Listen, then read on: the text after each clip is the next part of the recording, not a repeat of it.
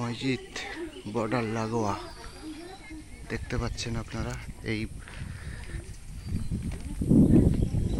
মসজিদের এই সামনে থেকে আমরা চলে যাব বাঁ দিকে, ডান দিকে।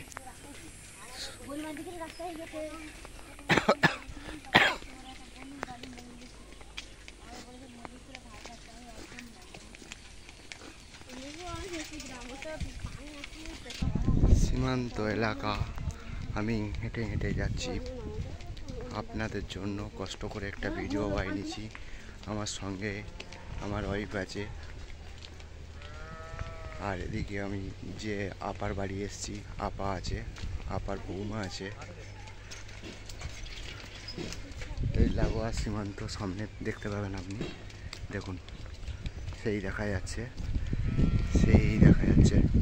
বাংলাদেশের বাড়িগুলো ছোট্ট করে সীমান্ত এলাকা।